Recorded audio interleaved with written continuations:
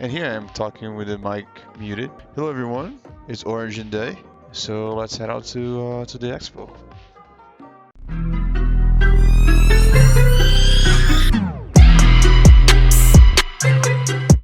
All right, so we made it into the expo. This is Origin Day. We're going to talk about a little bit about the ships. There's not a whole lot to go through, but this is the main mother of all the Origin ships that's the end game ship, I guess.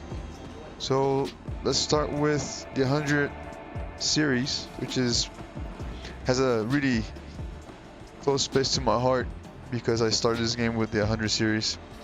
The 100 series is a small single player seat. There are entry level, there are starter ships. And it has a bunch of variances. We have the 125A, and then we should have the blue one. I don't remember which one it was. The 135C, and then the 100I. The 100I is a starter. This is a really nice ship to start with. I really love this ship. It's really fast, nimble. It's okay for PvP and PvE. I won't do PvP on this, but for PvE. Really small. See how you can see there's a little bed in the pilot seat. There's actually this little cargo area in there. The one really cool thing about this ship is that it has the air system where if you fly in a planet that has hydrogen in the atmosphere, we actually refuel your ship, so you don't have to spend money with hydrogen. That's always a good plus for the game. I think I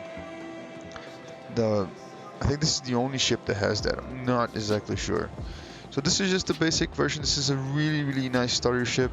I think the 100i is really not that bad. Let's take a look at the website. It's only $50. So this is one of the ships that I do recommend you starting the game with because it comes with a game package if you buy as a starter ship. So it's really nice. The 135C, I think is it says starter life raider, but I think it's like a faster version than the 100i, and that's about it.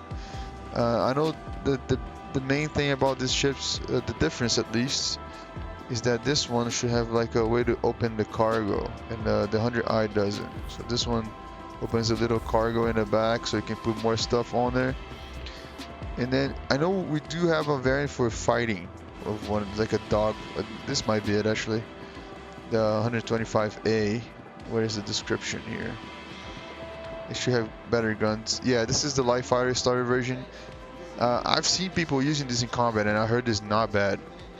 Obviously not the best one, but this probably has just better guns. This probably the biggest difference between all the three of these. I'm a big fan of the 300 series, and the 300 series also has the different things, including the new tractor beam. We cannot talk about Origin without talking about the 890 jump. This is like the most expensive ship in game, as far as I know. It's a big ass yacht, and everybody takes this as the end game of the ships. This is $890 on the website right now. It is limited to buyers. It's not something you can just buy right away, and it's gonna sell out pretty quick. I'm pretty sure this already sell out. I'm not even gonna take a look. And here we have the 600i touring version. So the touring version is the one that has a nice ramp in the bottom, or not. No, the touring version is the big hotel. We have the regular 100i that has like a 600i, sorry, that has like a elevator for putting a ship down and everything. It's really cool. Not a ship, a ground vehicle that you can put in there. This is just a smaller version of the 890 jump. It is a really good ship for combat, as far as I know. I have a friend that really likes Origin. I really like Origin too. It is sort of kind of like the Corsair, or more like a mid to big size ship, or bigger size ships. It's a little bit cumbersome to fly, but for its size, it actually flies really well. It has really good guns, really good shields. That's what it's known for, and a lot of people use this for like heavy bounties and everything. It's a 3-man crew. There's a bunch of guns everywhere, and it's really nice inside. Actually, the touring actually it looks like a hotel inside, but everybody likes the other version better. It is going through a refactor, so they're gonna redo it. The touring version right now is $435 on the website as of today, and definitely will never spend that much money on a ship ever, unless it's a Crusader, and I already did that, so I'm not going to do that again. So going to the rear here, we're supposed to go to the other side, and the other side should have the 300 series and the 400i. The 400i is really sweet, and it's going to be really cool in December because the 400, I'll talk about it when I get there. I think it's worth checking it out. But the 400i is like a more compact version of the 600i, more sleek looking, very fast for its size, very good in combat as well.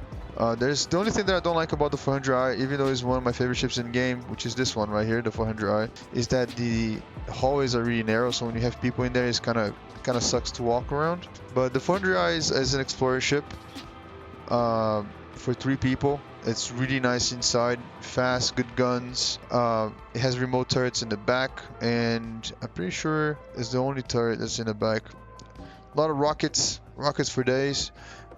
But in December, they're gonna launch the X1, the flying vehicle, the flying motorcycle, and the 400i actually has this garage for it, which is here in the front, and I don't want to rent it. But this is meant for the X1, for the flying bike, so it's gonna be really cool whenever that comes out. And it looks like a really nice boat, you know. It looks badass.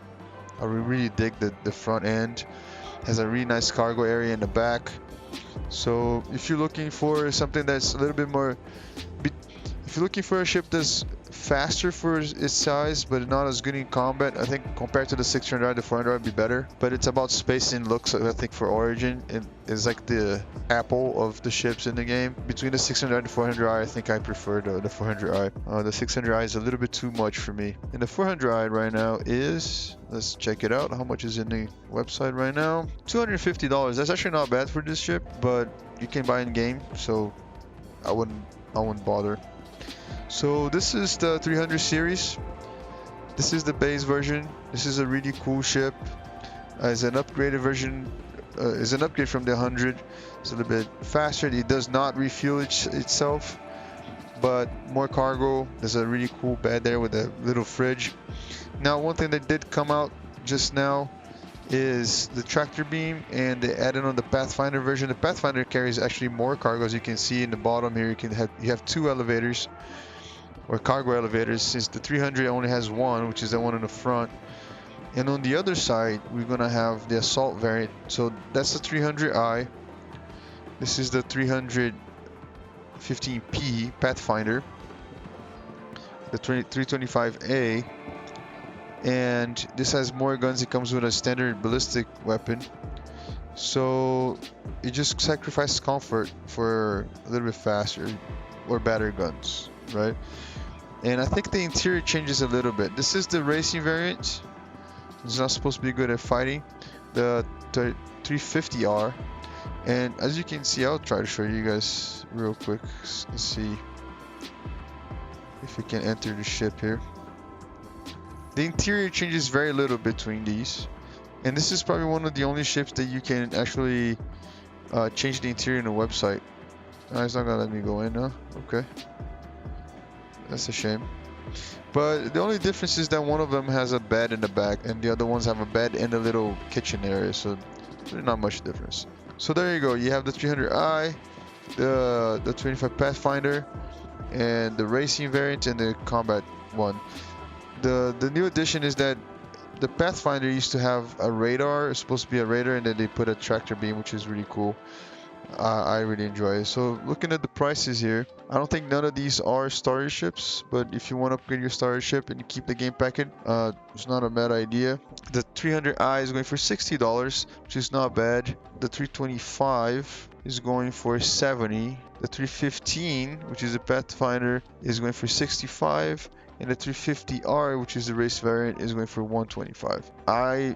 I think that the 65 or the $60 one, the base variant, is actually worth the money, but I don't think you can buy it with the starter pack, so I don't think it's If you could keep it, then yeah, I would do it. But if you can't, then it's just a nice ship to fly around and explore the verse, I guess. So let's go here to the Holo viewers to see what's coming up for Origin. Obviously, the next one's gonna be in there, which is the flying bike. That's expected in December. They already showed us a bunch of stuff on IAE and then the website. I'm excited for it because it looks really cool. I'm not really into the flying bikes in the game. I don't really like the ones that we have right now, but the X1 I kind of dig it. Plus the one, it encapsulates the driver so you don't get shot from the outside, and it just fits in the 400i. It's meant for it, and it's always nice when they put two things together, kind of like the Constellation and its smallest.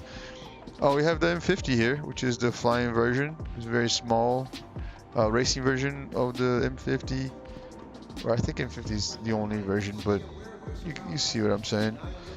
And here we have, oh, we have the Porsche. I call it this the Porsche, the 80X, 85X. It's just like the Porsche. It's just a ship to fly around. Never owned one, but it looks cool. And you can there's no interior, so that's kind of.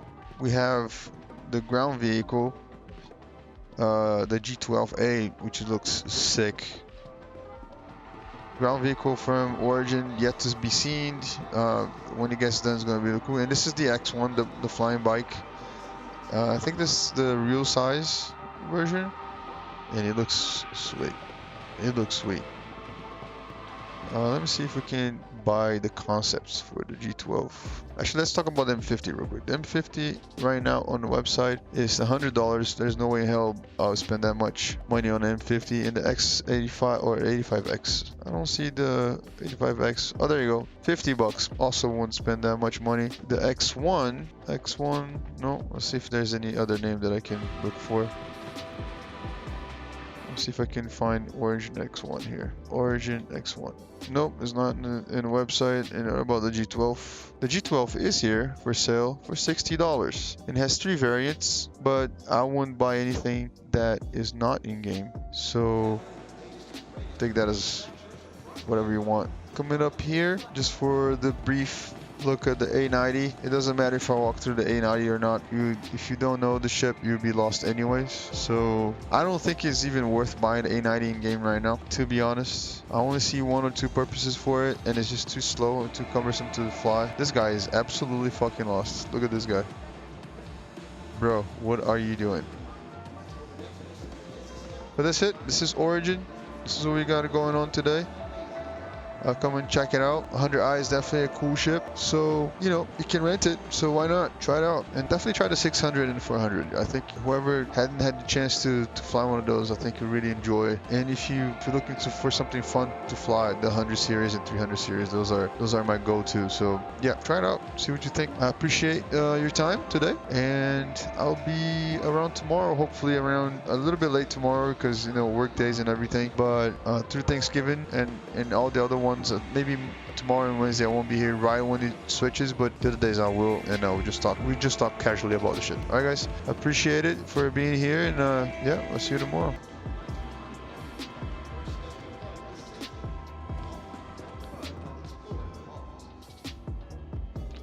Whoa, that guy looks broken. All hail the A90. All hail the A90. That shit's funny.